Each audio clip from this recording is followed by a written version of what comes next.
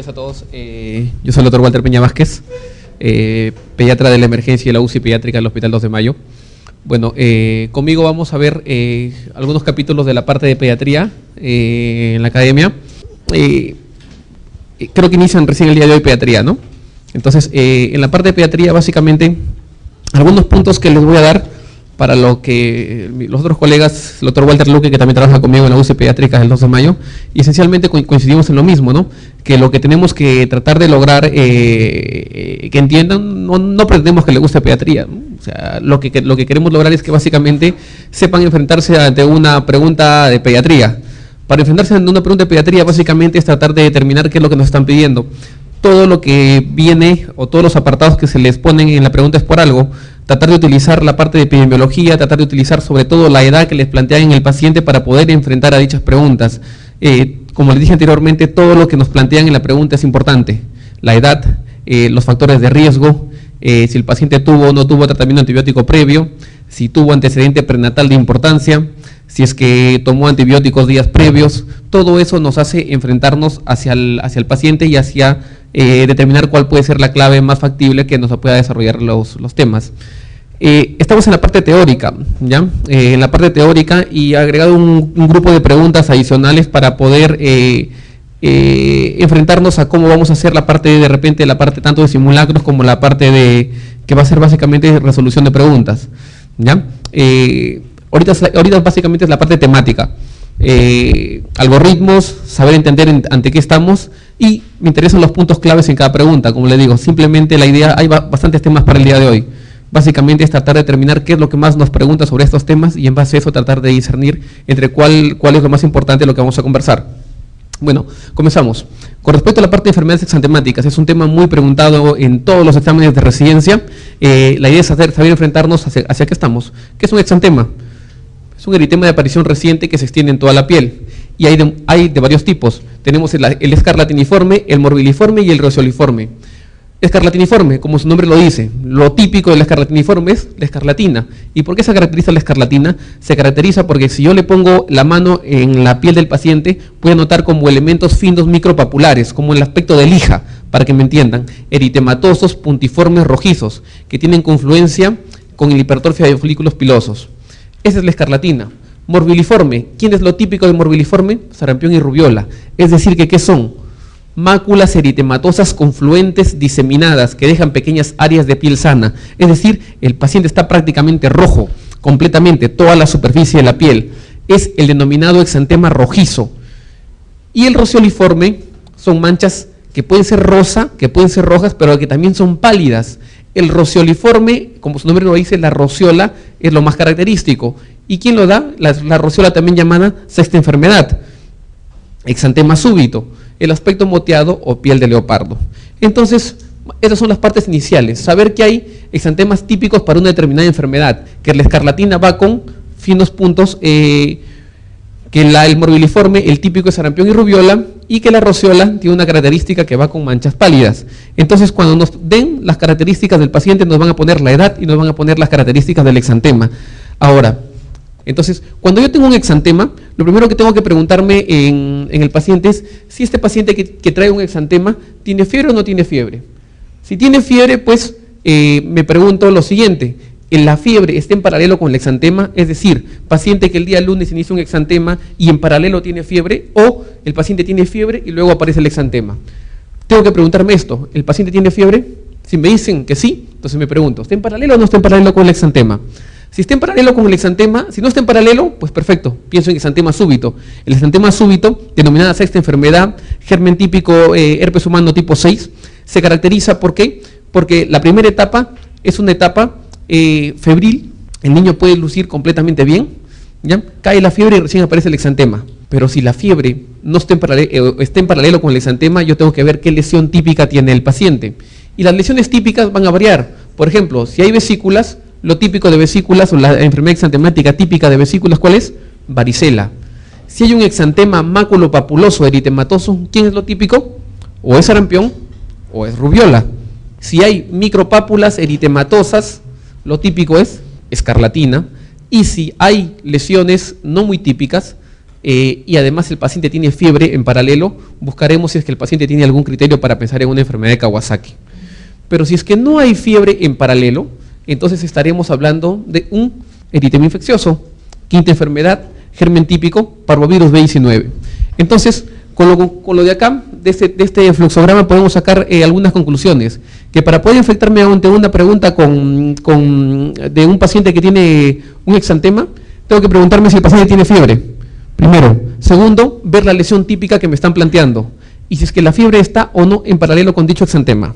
Y si la fiebre está en paralelo con dicho exantema, por ejemplo, miren, me dicen, paciente de 2-3 años de edad que tiene fiebre alta, no les dicen las características mayores, que además de la fiebre alta que presenta el paciente, presenta un exantema maculopapuloso eritematoso.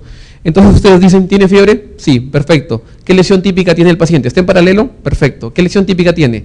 Tiene un exantema maculopapuloso eritematoso. O sea, o es sarampión o es rubiola. ¿Cómo yo diferencio uno de otro? Acá lo tenemos. Si pienso en sarampión o si pienso en rubiola. Si pienso en sarampión, el sarampión es fiebre alta, o sea, el paciente luce mal, tiene una apariencia tóxica.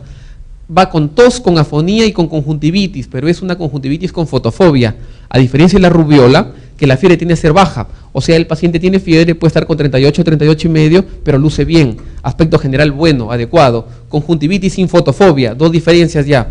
Abro, le pongo un bajalenguas, abro la boca y voy a buscar las manchas de Koplik, patognomónico de sarampión, a diferencia del enantema que se presenta en la rubiola, que es la mancha de Forchheimer, que no es patognomónico. Sigo avanzando, los dos son exantemas maculopapulosos. ¿Cuál es la diferencia entre uno y otro? El sarampión generalmente aparece detrás de las orejas y en 2 a 3 días te llena completamente el cuerpo.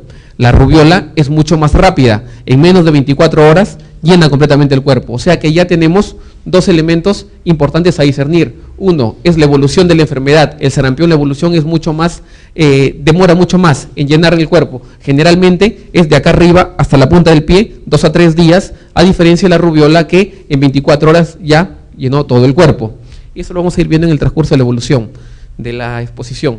Otro punto importante de rubiola, que va con linfadenopatías. Casi todas las enfermedades entemáticas generan un grado de linfadenopatías, pero la rubiola es típico. Linfadenopatías sobre todo occipitales, retroauriculares y cervicales posteriores. Otro punto importante que casi siempre les preguntan, particularmente en desacuerdo con ese tipo de preguntas, ¿por qué? Porque les preguntan primera, segunda, tercera, cuarta, quinta, sexta, que más que todo tiene que ver con el año en que fue descubierta, o el orden en que fueron descubiertas según año, más que con algo de importancia para el desarrollo de la enfermedad. Bueno, la primera enfermedad, sarampión, segunda escarlatina, la tercera rubiola, la cuarta la de Philatoc-Dux, la quinta eritema infeccioso y la sexta exantema súbito. ¿Cuál preguntan usualmente para complicarnos la vida?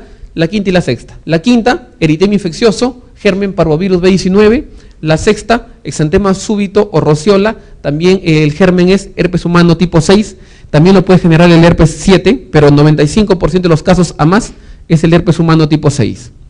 Listo, y comenzamos con cada una de ellas, pues. Sarampión, característica, es un virus tipo ARN, es un paramyxovirus. Otros paramyxovirus de importancia que se tienen que tener en cuenta en pediatría: el virus sincitial respiratorio, germen más frecuente causante de bronquiolitis, el primer proceso de sibilancias que se presenta en el paciente, sobre todo en menores de 2 años de edad. Sincitial respiratorio es un paramyxovirus. ¿Quién también es un paramyxovirus? Parainfluenza. Parainfluenza sobre todo 1 y 3, que causa principalmente Krupp. Entonces, son de la misma familia que el sarampión. Seguimos. ¿Desde cuándo contagia los pacientes que tienen sarampión? Antes de aparecer el exantema. El periodo de incubación es de 10 días. Pródromos, como un cuadro gripal, con la aparición de las manchas de Koplik. Y el periodo exantemático, que es maculopapuloso, rojo intenso, que inicia en cuello, descendente, va con fiebre elevada y afecta palmas y plantas, como habíamos conversado anteriormente. Después de llenado completamente, el paciente está completamente lleno de lesiones, en las 48 a 72 horas, comienza una descamación o comienza la solución del cuadro en el mismo orden en que se inició. Si se inició acá arriba, comienza a resolverse de arriba hacia abajo. Siguiente punto, queda una descamación residual, le llaman descamación furfurácea, ¿ya? Esa es la clínica más o menos del sarampión. Todas las enfermedades exantemáticas tienen un cierto grado de complicación. La gran mayoría de ellas se complican principalmente a nivel neurológico y los siguientes se complican a nivel de piel. La gran mayoría, a nivel neurológico, les digo esto, ¿por qué? Porque tanto sarampión como parotiditis, como también varicela, generan complicaciones neurológicas. De todas ellas, la exantemática que más genera problemas a nivel neurológico es esta. O sea, el sarampión es la exantemática que más complicaciones neurológicas genera. De 100 pacientes que tengo con sarampión, le tomo un electroencefalograma a los 100 pacientes, 50 de ellos van a tener alteraciones en el electroencefalograma. No quiere decir que ellos vayan a convulsionar, ustedes saben que no necesariamente que haya alteraciones van a generar daño, pero generan alteraciones. Uno, y hay complicaciones agudas y complicaciones crónicas. Las complicaciones agudas es la encefalomielitis, 1 de 1000 pacientes, que genera clínica neurológica 1 a 2 semanas de haber presentado el paciente el cuadro del sarampión. Y la crónica se llama panencefalitis esclerosante subaguda. La panencefalitis esclerosante subaguda de Dawson se caracteriza porque se presenta sobre todo en la etapa escolar. Se caracteriza porque los pacientes tienen retraso del desarrollo psicomotor, regresión del desarrollo psicomotor y tienen pobre rendimiento escolar. Y en 2 a 3 años van hacia la muerte. Complicaciones adicionales, otitis, neumonía. Prevención y tratamiento. Cuando yo, la inmunoprofilaxis pasiva, la vamos a ver acá y la vamos a utilizar en aquellos pacientes que de repente yo no he tenido contacto con el germen y me cruzo con un niño que sí tiene el problema, entonces yo quiero evitar que me dé, utilizo la gamma globulina antisarampionosa. Y la inmunoprofilaxis activa por vacunas, es decir, simplemente yo voy a proteger para que mi hijito o para que mi familiar no le dé nunca el sarampión. Las vacunas logran eso, es una inmunoprofilaxis activa. Actualmente, ya vamos a ver conmigo creo la parte de vacunas, pero estamos con nuestro esquema de vacunación que cambia cada año y que en este año está planteado 2, 4, 6 meses. Como parte, no, perdón, el sarampión está planteado como SPR al año de edad, la triple 2, 4, 6. Tratamiento básicamente sintomático. Bueno, y aquí está el sarampión, como les digo, desde arriba hacia abajo, máculas papulosas eritematosas diseminadas y las manchas de Koplik, que es un enantema que aparece a nivel de los molares posteriores en la mucosa subyugal. Puntos claves importantes a recordar en sarampión: enfermedad exantemática que más genera complicaciones neurológicas, dentro de ellas la encefalomielitis, que se caracteriza por reacción de hipersensibilidad a la proteína M, afecta a sustancia blanca, el ataque único de inmunidad de por vida, y la vacunación es el elemento más importante para evitarla. Rubiola. La rubiola, un togavirus, virus ARN, contagia 1 semana antes de aparecer el exantema hasta 1 semana después de que este exantema haya desaparecido. Periodo de incubación, 14 a 21 días, 2 a 3 semanas. Cuadro prodrómico, similar al cuadro de sarampión. ¿Cuál es la diferencia? Que la conjuntivitis va sin fotofobia, que la fiebre es baja, que el enantema, que era característico del sarampión, son las manchas de Koplik, y que en rubiola se llaman manchas de Forsheimer, y que comienzan a aparecer las adenopatías, que es un elemento típico. Si les plantean una enfermedad exantemática y les dicen que esa enfermedad exantemática tiene adenopatías cervicales, que pueden ser dolorosas, grandes, y que persisten hasta 2, 3 semanas de pasado el problema, estamos hablando de rubiola. ¿Ya? Cuando les planteen, a no ser que les planteen otro tipo de características, si les plantean adenopatías, lo más probable es que estemos pensando en rubiola. En el periodo exantemático, igualito que el sarampión, máculo papuloso eritematoso, confluente en cara, en 24 horas llena completamente toda la superficie corporal y se está descamando similar al sarampión con una pequeña descamación furfurácea. Complicaciones: a diferencia del sarampión, la artritis en mujeres, generando en las articulaciones metacarpofalángicas, puede generar encefalitis y trombocitopenia. La profilaxis pasiva con gamma globulina, sobre todo aplicada a gestantes, y la activa como la vacuna triple vírica también al año de edad, utilizada en nuestro esquema. Miren, si ustedes van a ver, las características clínicas entre uno y otro son similares. Lo que más importa es tener en cuenta, uno, los caracteres diferenciales entre uno y otro, como quedamos al inicio, las características de la fiebre alta, fiebre baja, primer punto.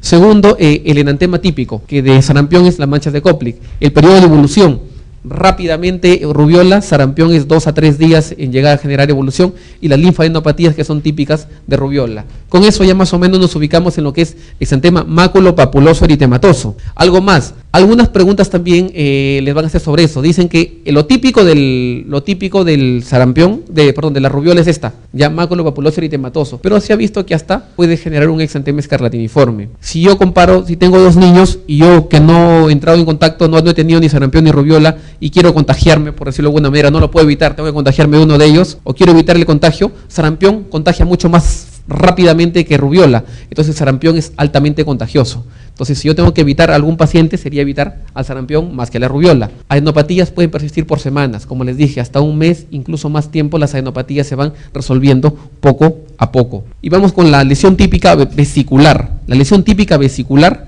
estamos hablando de varicela, pero ojo, hay otros exantemas que van con vesículas. Pero hablamos de varicela. Herpes virus contagia un día antes de aparecer el exantema hasta que todas las lesiones estén en fase de costra. Alto índice de contagiosidad. Periodo de incubación, hasta 3 semanas. Prodrómico, 2 a 4 días con un cuadro gripal típico. Hasta acá no sabemos qué es. ¿Y qué aparece? El periodo exantemático. El periodo exantemático, miren, mácula, pápula, vesícula, pústula, costra. ¿Qué se denomina eso? Eso se denomina polimorfismo regional. La varicela se caracteriza por polimorfismo regional. ¿Y cómo se da esta situación? Se caracteriza porque en la varicela comienzan a aparecer de la parte de la cabeza y en la parte del tronco se diseminan hacia las extremidades. Tienen la característica que es descendente. Uno, hay una primera oleada, por decirlo de alguna manera, que llena completamente al paciente de lesiones.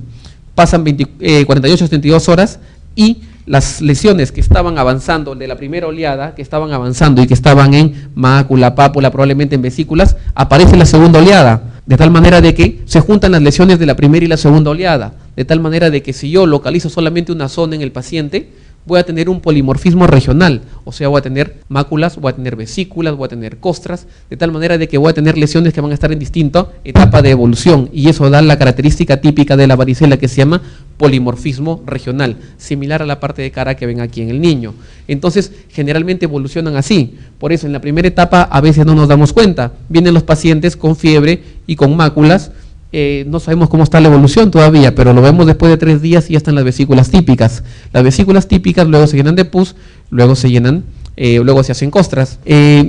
El periodo prodrómico es importante porque aquí está la fiebre es una fiebre elevada. Complicaciones, como la varicela genera prurito, los niños van a estar rascándose en cada momento, entonces eso va a llevar a la complicación más frecuente, que es la impetigenización de las lesiones de piel. O sea, esto se infecta sobre todo con estreptococo y estafilococo. Es la complicación más frecuente de varicela, pero también se puede complicar con una fascitis necrotizante, que genera un problema estético y puede llegar a generar sepsis en el paciente. Complicaciones a nivel pulmonar, neumonitis y neumonía. Neumonitis cuando el cuadro está generado directamente por la varicela y neumonía cuando es una sobreinfección bacteriana. Es infrecuente en niños y es más frecuente en adultos. Neurológicas, cerebelitis. A todo niño con varicela que les llegue con varicela, háganlo caminar, porque esos niños pueden presentar ataxia. Si presentan ataxia, estamos hablando de una cerebelitis. Antiguamente tendríamos el síndrome de Reye. El síndrome de Reye se debía a el uso de ácido acetilsalicílico para el manejo de la fiebre en este grupo de niños y nos generaba este cuadro, un cuadro neurológico que va a generar un cuadro neurológico y un cuadro hepático. El síndrome de Reye, punto aparte, se debe a 2 patologías importantes, al virus influenza tipo B, ya que genera el 90% de los casos y el 10% de casos restantes se han asociado al uso de AZA en varicela. Y puede generar una sepsis por todo lo que hemos conversado anteriormente. Igual, inmunoprofilaxis pasiva, gamoglobulina antivaricela e inmunoprofilaxis activa. La vacuna para la varicela, últimamente muy utilizada, generalmente lo utilizamos al año 3 meses, ¿ya? Pero a partir del año el niño ya está en condiciones de ser vacunado para varicela, sobre todo los niños que van a entrar en contacto con otros niños, niños que asisten a guardería, niños que asisten a nido, para evitar el contagio. Tratamiento, básicamente tratamiento sintomático. Evitamos los AINES en lo posible. ¿Por qué? Porque se plantean que cuando yo le doy a un paciente que tiene un problema de piel, un AINE, llámese ibuprofeno, naproxeno, diclofenaco, aumenta el riesgo de que estas lesiones hagan una fascitis necrotizante.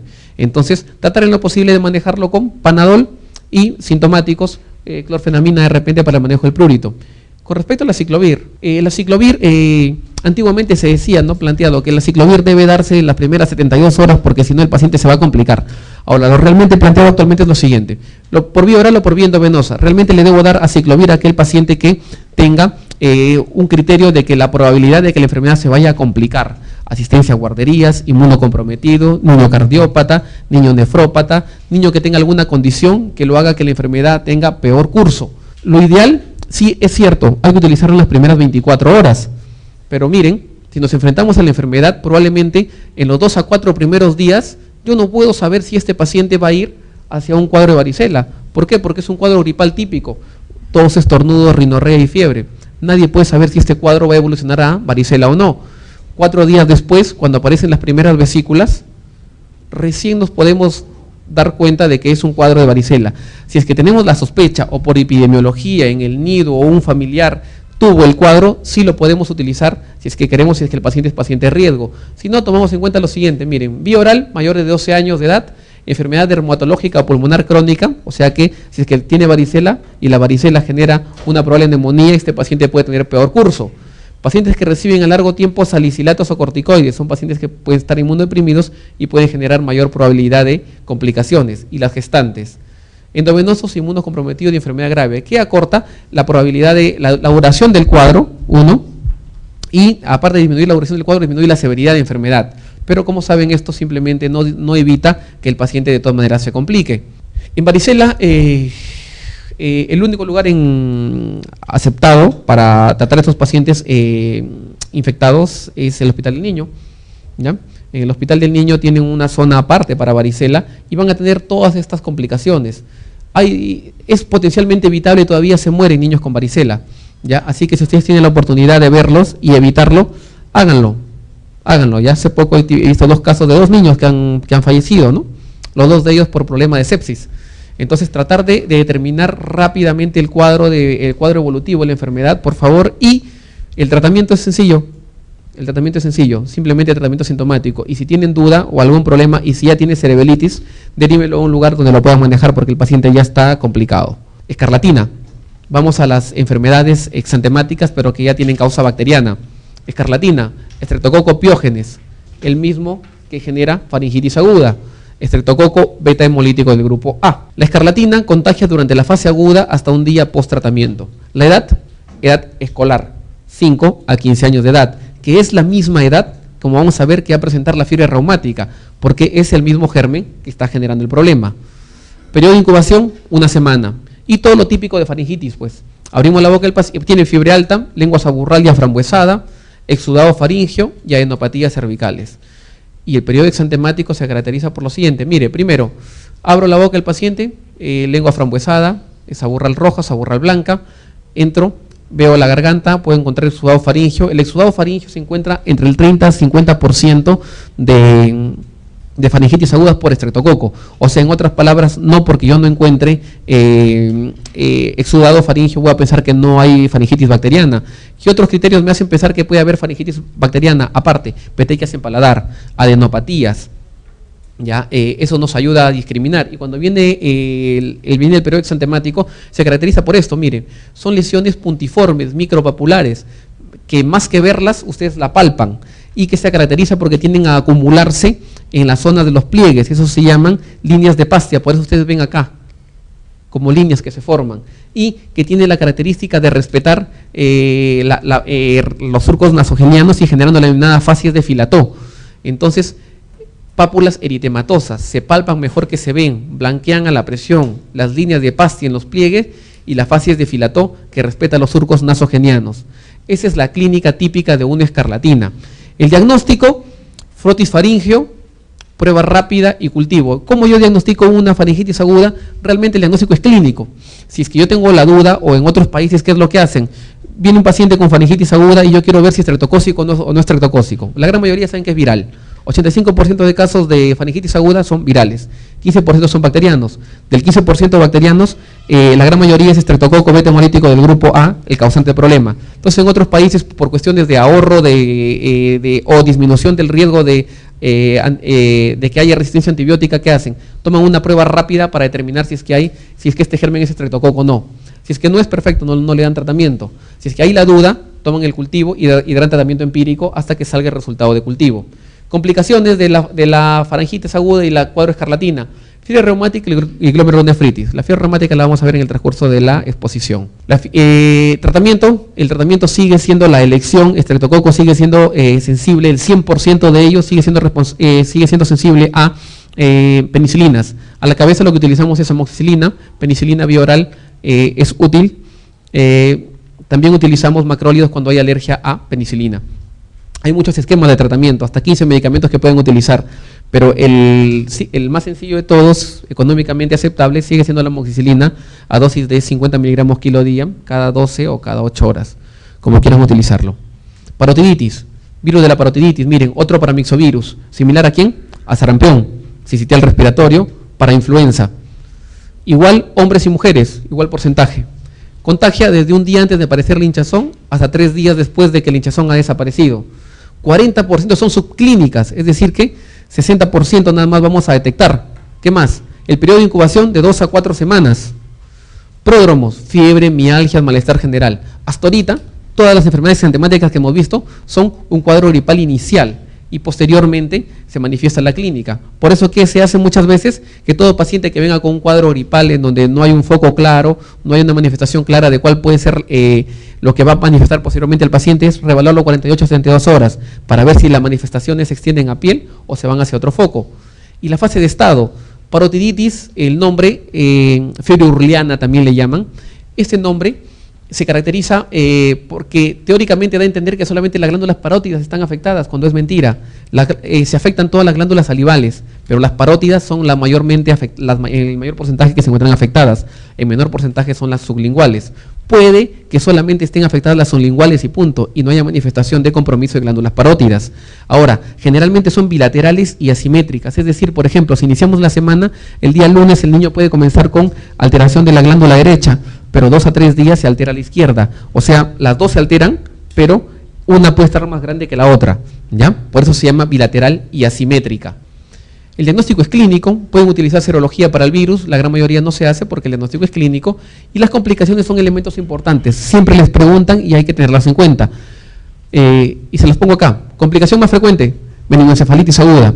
Complicación más grave, pancreatitis aguda. Si viene un niño con pancreatitis, les plantean el caso de un niño con pancreatitis, con parotiditis, y les hacen una pancreatitis, o sea, vómitos persistentes, le toman amilasa, lipasa, sal elevada, el cuadro estamos hablando de una parotiditis. O si es que le dicen, paciente que tuvo enfermedad exantemática, no les especifican cuál, y que luego presenta una clínica de pancreatitis, entonces la que tenemos que pensar es en esta, ¿ya? Complicación más frecuente, meningitis. Muchas veces la meningitis puede ser la manifestación única de este cuadro. Ahora, igual que en el sarampión, esta es una causa frecuente de complicación neurológica. Y lo que les decía anteriormente, las glándulas submaxilares y las sublinguales pueden ser las únicas comprometidas. La prevención, bueno, una vez que se da, confiere inmunidad de por vida. El tratamiento es tratamiento sintomático. Exantema súbito. Siempre, desde que van a revisar los bancos, casi todos los años viene un exantema súbito. De tal o cual manera planteada, de diferente manera, siempre viene un exantema súbito. Herpes 6 y 7, conversamos al inicio, 90-95% 6, el restante por ciento 7. Menores de 2 años de edad, ¿ya? Entonces ya tenemos puntos importantes en la edad también. El exantema súbito menor de 2 años de edad. El otro que se encuentra, tiene un punto muy importante en la edad, es la escarlatina, que lo tiene a 5 a 15 años de edad. Periodo de incubación, 5 a 15 días. Tiene un periodo febril que dura 3 a 4 días. Cae la fiebre y aparece el periodo del exantema. El periodo febril, 3 a 4 días, pero es una fiebre alta, es cierto, 40 grados centígrados, 39 grados centígrados, pero el paciente luce bien, a diferencia de sarampión, que la fiebre es elevada, pero el paciente luce tóxico. Es un paciente que usted lo ven con 40, pero que está corriendo, jugando por allí, a diferencia del otro paciente. Buen estado general. Si le ven en la garganta, puede haber una leve faringitis y unas adenopatías de pequeño tamaño. Este periodo febril se relaciona con una de las complicaciones, que es la convulsión febril. En todo caso, si es que les plantean un cuadro de una exantemática que debutó con convulsión febril y que luego el paciente esté estable, está tranquilo y luego aparece el exantema, estamos hablando de este paciente. Y el periodo exantemático, 2 a 3 días, paciente afebril, máculo papuloso poco confluyente, rosa pálido y en ropa de baño, es decir, que agarra raíz de miembros y la parte torácica. El diagnóstico es clínico. Si quieren hacer un hemograma, el hemograma las primeras 36 horas puede dar una leucocitosis, dando la impresión que es algo bacteriano, pero en mayores de 2 días ya vamos a encontrar lo típico de estos cuadros, leucopenia con linfocitosis. Tratamiento sintomático. Y el eritema infeccioso, que es parvovirus B19, quinta enfermedad, la edad 5 a 15 años, similar edad a la de escarlatina. Es afebril. ¿Recuerdan el esquema inicial cuando veíamos exantemática? ¿El paciente tiene fiebre o no tiene fiebre? Si tiene fiebre abrimos un camino. Si no tiene fiebre, nos vamos a pensar que el paciente puede tener un eritema infeccioso. Y el eritema infeccioso tiene 3 etapas, la fase inicial, intermedia y final. La inicial, el niño abofeteado, típico. La siguiente etapa, máculas y pápulas eritematosas en tronco y extremidades. Y la etapa final, lesiones en encaje o reticuladas. Este es el denominado niño abofeteado. ¿Ya? Característica como si le hubieran golpeado al niño, como si le hubieran dado 2 manazos en la cara. Y la última etapa, que son las lesiones más típicas, las lesiones en encaje o lesiones reticuladas. Complicaciones, artritis y artralgias en las mujeres embarazadas pueden generar abortos o hidrox fetal y crisis aplásicas graves en niños predispuestos a esto. Tratamiento sintomático. Los enterovirus planteados son la causa más frecuente en general de exantemas. Muchas veces los que acabamos de revisar son exantemas típicos, ¿no?, que no debemos olvidar, pero los enterovirus son causa frecuente de exantemas, sobre todo en la época de verano. Y la lesión típica de este tipo de virus es, igual que la varicela, vesícula, pero va con fiebre baja, puede ir con malestar general, va con enantema a nivel de la faringe. Y si ese enantema a nivel de la faringe tiene vesículas, y uno de los enterovirus que genera un cuadro faringeo que puede generar vesículas es el denominado virus, ¿cuál de ellos? Coxsackie, ¿cuál de ellos? AB. El Coxsackie A genera la denominada herpangina, ¿ya? La denominada herpangina, que son lesiones vesiculares ulcerativas que se encuentran en pilares anteriores. Y el exantema final, que son vesículas en dorso y manos de pies. Los enterovirus están Coxsackie A, Coxsackie B, está el poliovirus y están los enterovirus per se. Todos ellos generan lesiones exantemáticas, típicas vesículas, y la denominada enfermedad mano-pie-boca también se encuentra inmersa dentro de lo causada por enterovirus. Tratamiento sintomáticos. Y vamos con una enfermedad infradiagnosticada porque muchas veces no se la tiene en cuenta, es la denominada enfermedad de Kawasaki. La enfermedad de Kawasaki, su diagnóstico no es fácil, es un diagnóstico difícil. Se le puede pasar a cualquiera y se le seguirá pasando a cualquiera. ¿Por qué? Porque la enfermedad, como todo lo que ustedes han visto en medicina, se va instalando en el transcurso del tiempo. Lo típico es lo siguiente, por ejemplo, llega un paciente, y ese es caso verdadero, llega un paciente, por ejemplo, derivado de chincha, ¿no?, a la clínica. ¿Y por qué se caracterizaba este paciente? Porque en los días iniciales había estado con fiebre persistente, llegó en el día 5º de enfermedad, fiebre persistente.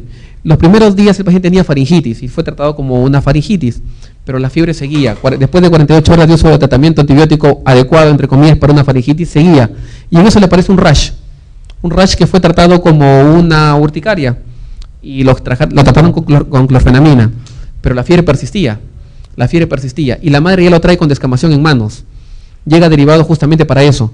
Entonces, tiene todos los criterios de Kawasaki que vamos a ver, pero muchas veces en la primera etapa de la enfermedad nadie lo puede diagnosticar, porque se comporta como una faringitis. En la siguiente etapa, el rash, por eso les digo que se les puede pasar a cualquiera. Tienen que haber tenido contacto con este tipo de pacientes para que más o menos haya la sospecha clínica.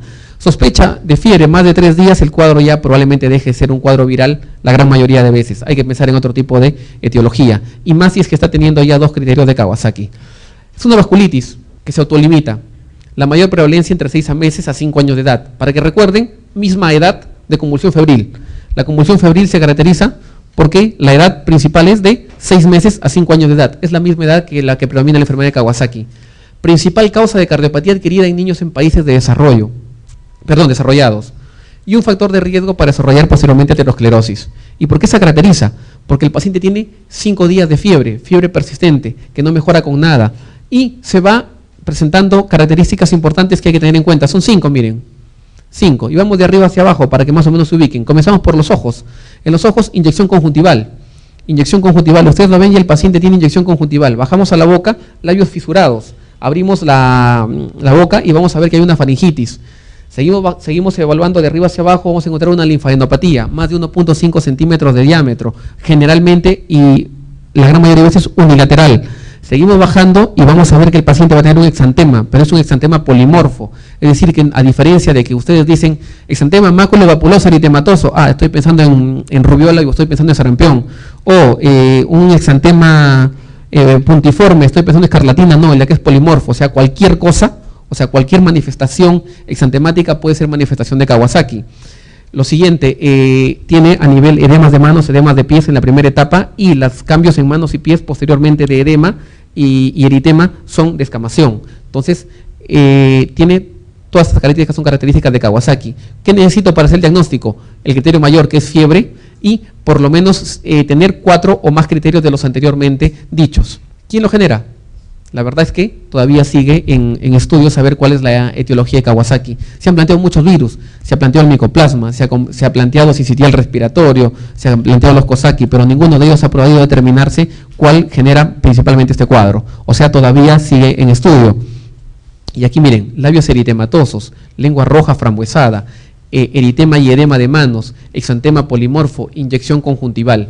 Son criterios de Kawasaki. ¿Cuál es el problema o cuál sería la consecuencia de no diagnosticar un Kawasaki? Esto, la afectación cardíaca. Por eso, en la parte inicial, cuando les dije, es principal causa de cardiopatía adquirida. El tratamiento de Kawasaki es inmunoglobulina. Y la inmunoglobulina tiene que ser administrada entre el 5º a 10º día de enfermedad. ¿Por qué? Porque el riesgo de que se genere aneurismas de la arteria aorta es mayor cuanto mayor tiempo demoro en iniciar tratamiento. Si yo lo doy el tratamiento, lo consigo. Si lo consigo, obviamente, lo doy de todas maneras independientemente del día. Pero si lo doy entre el día 5º a día 10º, disminuyo drásticamente que a las 2 semanas de vida, o a las 2 semanas, perdón, de enfermedad, el paciente muera de una insuficiencia cardíaca o de una rotura de un aneurisma. ¿Ya? Entonces, hay que tratar con inmunoglobulina entre el día 5º al día 10º. Si lo diagnostican, lo derivan, porque la inmunoglobulina es cara. ¿Ya? La inmunoglobulina es cara, por lo menos para tratar una enfermedad, 10.000 soles por lo menos para tener la dosis adecuada de inmunoglobulina. Por eso, si lo diagnostican, derívenlo, porque no es un tratamiento que se debe tratar rápido y es un tratamiento caro. No hay en cualquier farmacia, se llaman los laboratorios para que lo puedan dar. Afectación cardíaca es la más grave, 10 a 40% de los casos. Aparece en las 2 primeras semanas con posterior formación de aneurismas en cuentas de Rosario. Otras alteraciones: infarto, rotura de aneurisma, pericarditis, endocarditis, miocarditis, ICC, arritmia. Toda clínica cardíaca, que es la que genera la muerte en la 2ª semana de enfermedad. No existen hallazgos clínicos patognomónicos ni pruebas diagnósticas específicas para el diagnóstico. Esto hace mucho más difícil el diagnóstico. Por eso les digo que a cualquier pediatra se les puede pasar, mucho más a cualquier médico que no ha tenido el contacto con dicha patología. Entonces, es una patología a pensar, y el criterio mayor es cuando la fiebre tiene más tiempo de duración, cuando la fiebre ya está en 3 días a más. Hemograma inespecífico, como cualquier cuadro infeccioso, leucocitosis con desviación a la izquierda, los reactantes de fase aguda, llámense PCR, BCG, están elevados, y hacer una ecocardiografía en las primeras semanas de enfermedad es importante para controlarla posteriormente y determinar cómo va el cuadro evolutivo. Tratamiento gamma globulina endovenosa y salicilatos a dosis alta. Los corticoides también se ha demostrado, pero el tratamiento de elección es la 1, gamma globulina. Salicilatos, la siguiente que se debe utilizar. Todo lo demás solamente es el que el paciente esté en condiciones graves. La dosis es 2 gramos por kilo. Y bueno, hemos hecho una revisión rápida por las cuestiones de los temas que estamos viendo. Vamos a hacer un grupo de preguntas. Entonces, primero, cosas importantes a tener en cuenta y volvemos al inicio, porque ya con esto más o menos creo que nos hemos ubicado en algo. Esto. Entonces, cuando yo tengo un niño con exantema, lo primero a pensar es, ¿tiene fiebre o no tiene fiebre el niño? Si el niño tiene fiebre, pues bacán, me ubico en el lado de acá. Si no tiene fiebre, ya tengo solamente por lo menos una a pensar, que es eritema infeccioso parvovirus B19.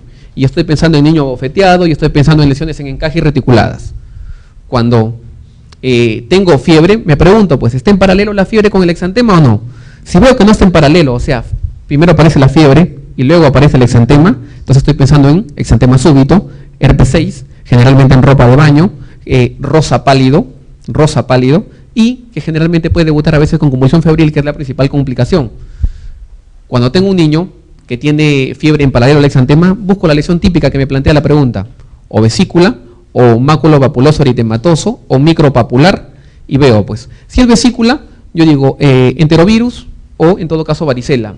¿Me hablan clínica típica de varicela? Pues perfecto, me voy a varicela. Complicaciones, estamos pensando en hipetigenización, cerebelitis, complicaciones de síndrome de Reye. Cuando hablo del exantema maculopapuloso eritematoso, digo o sarampión o rubiola, y pues perfecto, busco los diferenciales entre uno y otro. Fiebre alta, fotofobia, manchas de Koplik, y a favor de la rubiola, la fiebre baja, no hay fotofobia, linfadenopatías.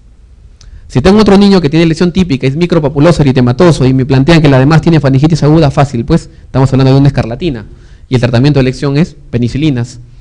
Y si no tengo una lesión típica, pero tengo fiebre, en paralelo con el exantema, tengo que descartar sí o sí criterio de Kawasaki, que ya hemos visto anteriormente, que tiene faringitis, que tiene lesión eritematosa, que tiene inyección conjuntival, que tiene edemas de manos y de pies.